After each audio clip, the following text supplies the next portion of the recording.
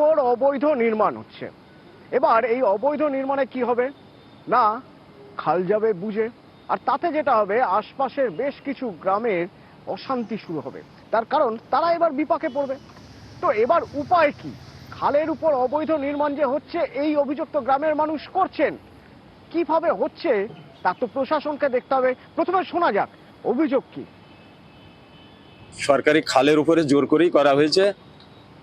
আমি যতটুকু জানি একবার এটাকে ভেঙে দেওয়া হয়েছিল, কিন্তু জানার মাধ্যমে ভাঙা হয়েছিল। তিনি পার্টিতে না থাকার ফলে দেখা গেল কি আবার সেটাকে করা হয়েছে, আবার দখল করে ওটা ভোগ করা হচ্ছে। আমরা সবাই চাই কি ওটা দখলটাকে উড়িয়ে দিয়ে খাল খালি থাকুক। খালকে এইভাবে অবৈধভাবে দখল করে বাস করা যায় না।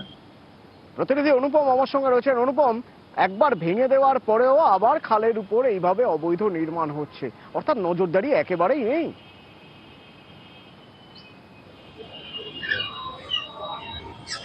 হ্যাঁ দেখো অতনুদা, একদমই তুমি ঠিক কথাই বলেছো।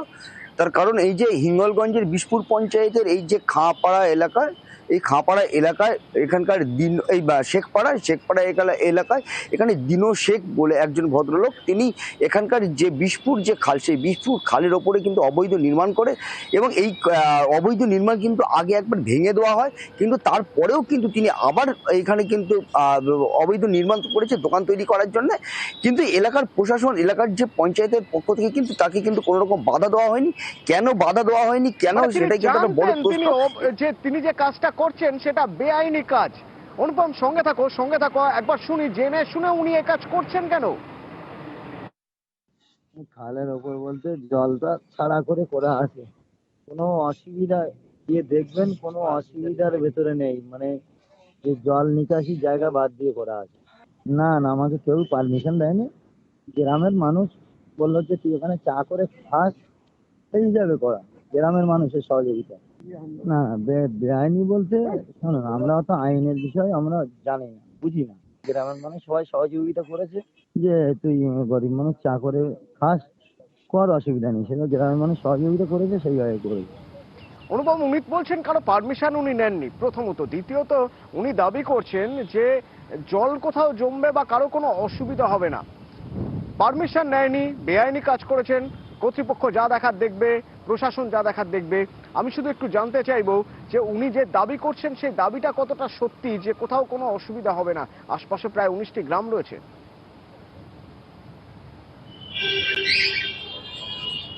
হ্যাঁ দেখো অতনুদা, উনি যে দাবিটা করছে সেটা একদম ভিত্তিহীন। তার কারণ এই যে খালটা, এই খালটাকে হচ্ছে বিশপুর খাল বলেই পরিচিত। এই বিশপুর খাল হচ্ছে এই বিশপুর পঞ্চায়েতের 19টি গ্রাম সহ পার্শ্ববর্তী আরো বেশ কয়েকটি গ্রামের প্রায় কয়েক হাজার পরিবারে এই খালের ওপরে নির্ভরশীল।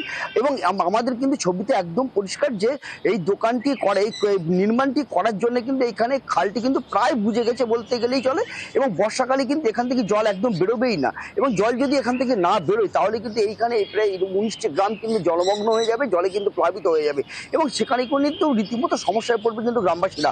এবং এই জন্যই কিন্তু গ্রামের পক্ষ থেকে কিন্তু পঞ্চায়েতের তরফে এবং বিডিওকে কিন্তু বহুবার জানিয়েছে, কিন্তু তাদের তরফ থেকে কিন্তু কোনো রকম কিন্তু এলাকার মানুষ বোঝেন, যেটা মিডিয়া বোঝে, তুমি বুঝতে পারছো, যারা প্রশাসনের দায়িত্বে রয়েছেন তারা বুঝতে পারছেন না। অদ্ভুত ব্যাপার। কি বলছেন তারা, একবার শোনা যাক।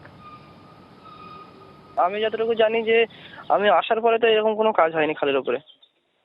আপনি আসার পরে না হলেও আপনি দায়িত্ব পাওয়ার পরে তো নিশ্চয়ই আপনার খোঁজ নেওয়া উচিত ছিল। একটা খাল দখল করে দুদিক দিয়ে করে একদম দোকানটা তুলেছে, পরিষ্কার করা যাবে না, গ্রামের মানুষ জলে ডুবে যাবে বর্ষাকালে। আচ্ছা, দেখছি আমি ব্যাপারটা।